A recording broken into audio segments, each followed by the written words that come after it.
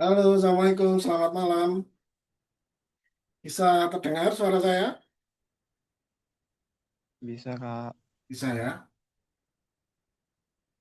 Oke. Ini sudah rekam, oke. Ya, jadi hari ini kita akan membahas mengenai materi gelombang ya.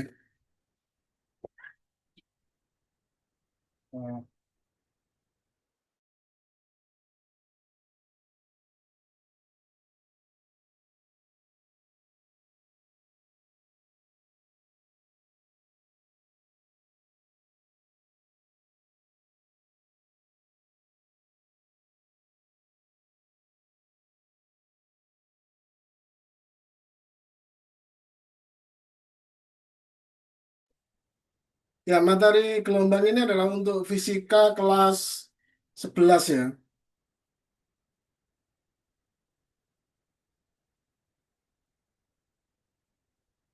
Nah, jadi judul lengkapnya adalah karakteristik gelombang mekanik ya. Jadi ini saya ambil dari bukunya Pak Sudiro di SMA 83 Jakarta.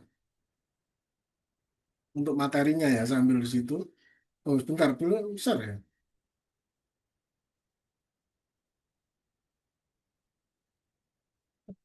Sudah terlihat ya sharingnya? Screen share-nya sudah terlihat yang saya share? Halo? Halo? Nah, saya share lagi. Ini sudah ya, oke. Ya, karakteristik gelombang mekanik. Jadi kita akan belajar ini. Kita akan cepat saja untuk materinya karena nanti kita latihan soal juga, ada latihan soalnya. Tapi kalau ada yang enggak bisa apa ada yang enggak paham silakan ditanyakan ya. Baik,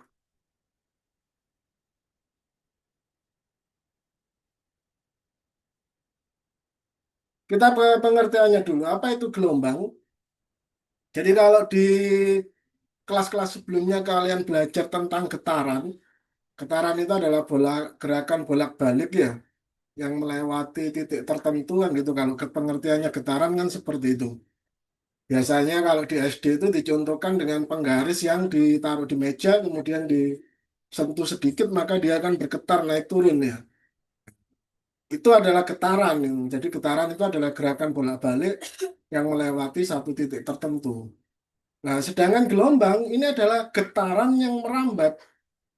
Jadi kalau didefinisikan, getarannya didefinisikan, berarti gelombang itu adalah gerakan bolak-balik yang merambat dari satu tempat ke tempat yang lain.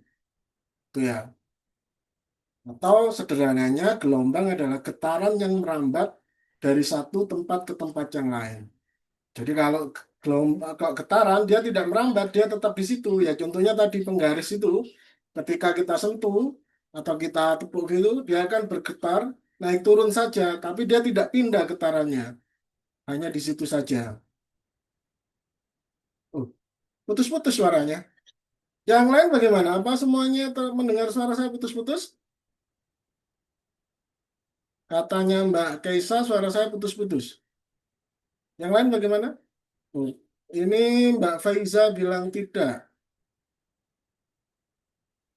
Mbak Kaisa mungkin bisa oh sudah, oke. Ya, jadi itu pengertian dari gelombang ya, adalah getaran yang merambat. Jadi getarannya merambat dari satu tempat ke tempat yang lain. Kok bisa merambat? Karena ada medianya. Medianya apa? Salah satunya adalah udara, gelombang suara misalkan. Kalau kita dengarkan dari salon, misalkan kalau yang orang daerah Malang itu biasanya senengannya sound horeg gitu ya. Nah, sound horeg itu gelombang yang dipancarkan. Dia bisa kita dengar karena ada udara. Seandainya dia di ruang hampa tanpa udara, maka tidak ada media, tidak bisa merambat. Ya,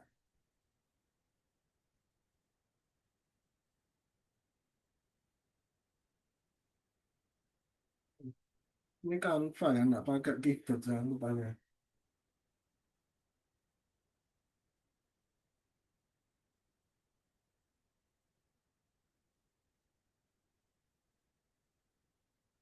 Jenis gelombang berdasarkan medium ya. Memerlukan medium untuk merambat, itu akan disebut dengan gelombang mekanik ya. Jadi kalau gelombang mekanik, dia membutuhkan medium untuk merambat. Tetapi jika gelombang elektromagnetik itu tidak membutuhkan medium. Contohnya adalah cahaya, gelombang radio. Jadi karena gelombang elektromagnetik ini bekerjanya berdasarkan daya tarik listrik ya, daya tarik antara ion-ion. Jadi dia tidak membutuhkan medium. Dicontohkan di sini cahaya. Cahaya ini memang salah satu yang istimewa dari cahaya itu dia memiliki dua sifat, yaitu sifat sebagai gelombang dan sifat sebagai partikel ya. Ini nanti kalau kalian belajar lebih lanjut, ini nanti membahas juga cahaya sebagai partikel.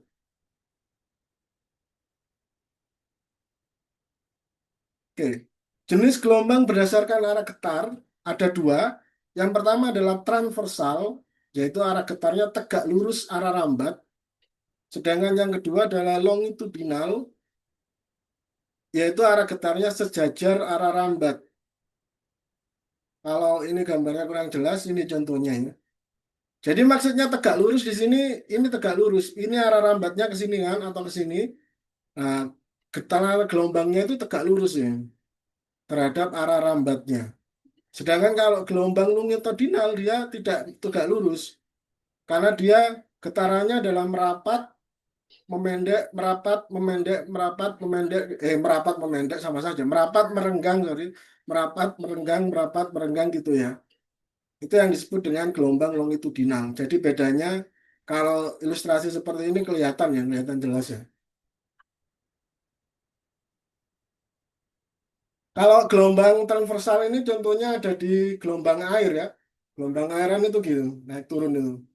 Kalau gelombang longitudinal itu contohnya pernah tahu mainan pegas-pegasan yang warna-warni itu? Biasanya dibuat mainan gini-gini. Nah, itu gelombang longitudinal contohnya ya.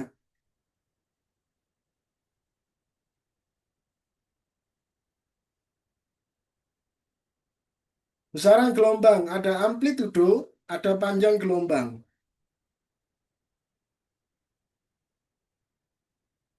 Ini kelihatan gambaran ini kelihatannya. Jadi kalau amplitudo itu adalah simpangan maksimum ya. Jadi kalau misalnya gelombangnya ini seperti ini, nah simpangan maksimumnya ini dari sini ke sini, yang paling tinggi titiknya itu yang disebut amplitudo. Kalau panjang gelombang itu adalah ketika dia melewati satu puncak dan satu lembah. Jadi kalau ini kita sebut puncak, ini kita sebut lembah. Jadi panjang gelombang itu dari sini ke sini. Itu satu panjang gelombang. Jarak antara dua puncak atau dari sini ke sini. Sama saja ya. Dari satu puncak ke puncak yang lain itu disebut dengan panjang gelombang.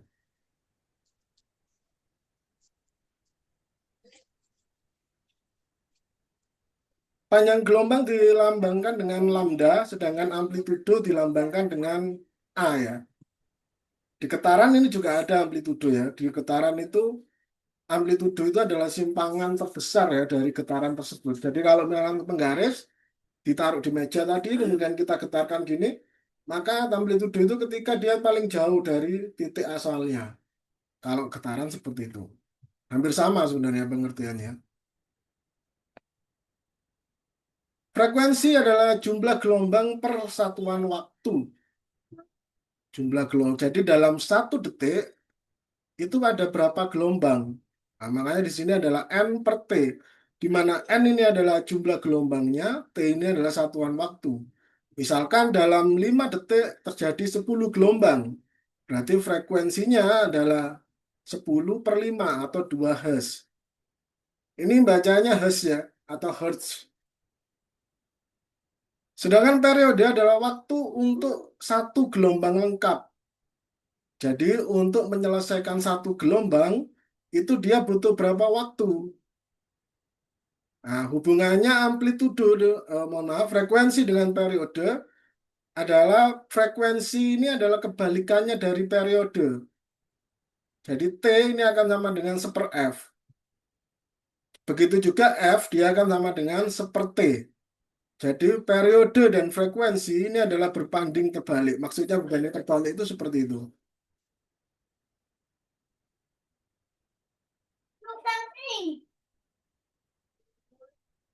Oke. Di dalam gelombang itu ada yang namanya,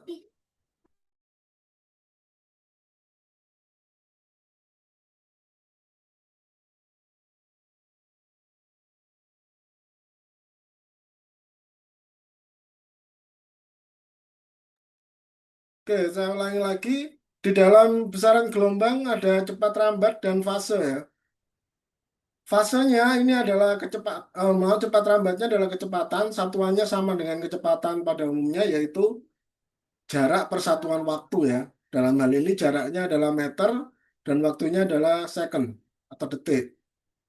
Sedangkan fase di sini fase ini satuannya adalah pi. Dia dari pi radian itu ya maksudnya ya. Oke.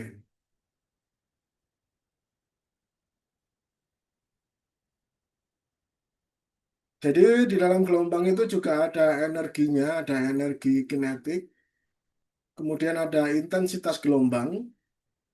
Intensitas gelombang ini adalah I sama dengan E per A ya, di mana A-nya ini adalah amplitudo. Berbanding lurus dengan energi yang dibawa gelombang. Jadi semakin besar amplitudenya, maka energinya akan semakin besar. Jadi kalau simpangannya tadi semakin besar, maka gelombang itu akan menghasilkan energi yang semakin besar. Hal ini bisa dimaklumi karena E ini di sini, ini adalah sama dengan energi kinetik. Energi kinetik itu kan berdasarkan jarak, berdasarkan kecepatan ya. Semakin tinggi kecepatan berarti jaraknya akan juga semakin jauh. Nah, karena jaraknya semakin jauh, maka dia energi kinetiknya akan semakin besar.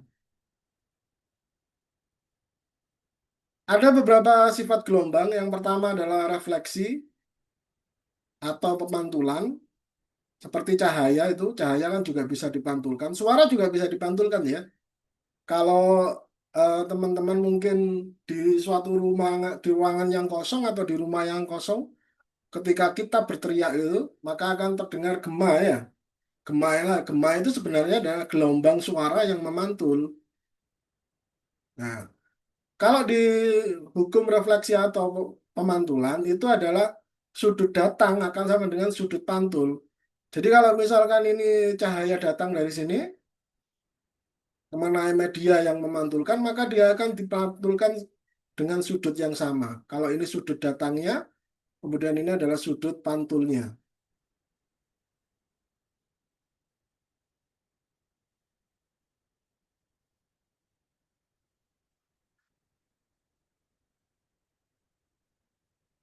Yang kedua adalah sifat gelombang adalah refraksi. Refraksi ini adalah ya, bentar. Ada peringatan. Nah, 5 menit lagi kita pindah ke link yang kedua ya. Refraksi adalah pembelokan gelombang saat melewati dua medium yang berbeda. Contohnya apa? Paling mudah pembiasan ya. Kalau dalam cahaya itu adalah pembiasan. Jadi kalau kita masukkan pensil ke dalam gelas yang berisi air, kemudian kita lihat dari luar, itu kan seolah-olah pensilnya bengkok atau seolah-olah pensilnya dalam menekuk ya. Padahal pensilnya lurus ya. Kenapa kok seperti itu? Karena cahayanya dibelokkan oleh air tadi. Jadi cahayanya ketika dia berpindah dari fase udara ke fase air, maka cahayanya direfraksi, dibelokkan. Nah, karena cahayanya dibelokkan, mata kita yang menangkap cahaya itu seolah-olah melihat pensilnya itu nekuk atau bengkong.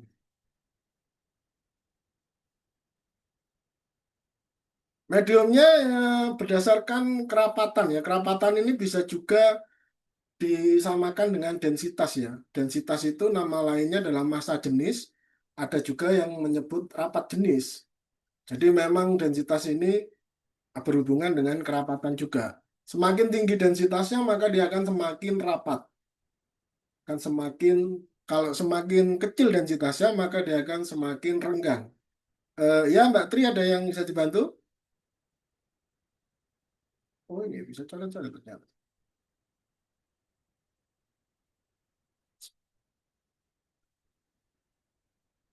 Oke,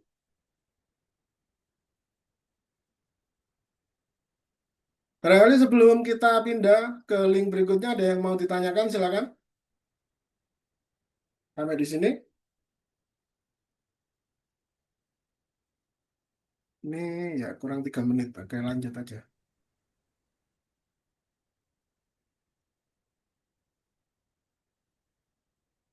Masih kelihatan gambarnya ya.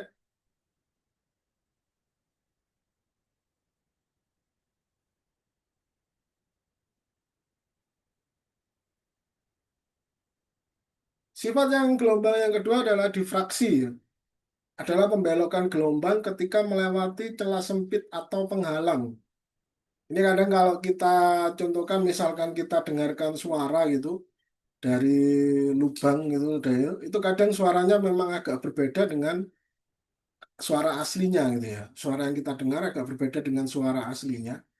Misalkan ada ruangan tertutup, yo, kemudian kita mendengarkan suara yang ada di ruangan tertutup itu dari lubang kunci, misalkan lubang kunci di pintunya, itu suaranya pasti akan sedikit berbeda daripada suara aslinya.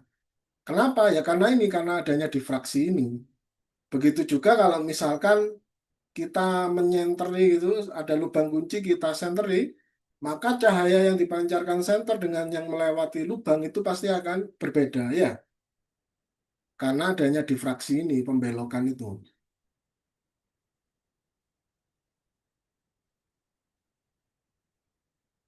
Konstruktif, gelombang saling menguatkan saat fase sama. Sedangkan destruktif, gelombang saling meniadakan saat fase berlawanan. Nah, ini teori ini juga salah satunya diterapkan oleh pengusaha-pengusaha sound itu. Kalau kita lihat, kenapa kok kadang di manten ya, nah, kalau kita datang ke acara pernikahan itu kita lihat apa namanya, salonnya atau speakernya itu dia akan menghadap ke arah yang berlawanan ya. Satu agak miring ke sana, satu agak miring ke sini kan biasanya seperti itu. Nah, ini supaya gelombang suaranya itu tidak saling destruktif untuk meniadakan. Kalau dia dihadapkan seperti ini, maka ketika ketemu di tengah ini biasa bisa saling destruktif gelombangnya. Jadi ada satu titik yang orang tidak mendengar suaranya karena gelombangnya saling meniadakan. Nah, itu dihadapkan seperti ini. Jadi untuk menghindari sifat destruktif ini. Atau kalau enggak, biasanya dihadapkan yang satu agak miring ke atas, satu agak miring ke bawah. Gini kan, kalau salon yang model tower itu ya. Oke, kita pindah ya, pindah ke link selanjutnya. Saya akhiri ini, satu tutup dulu, kita ketemu di link selanjutnya.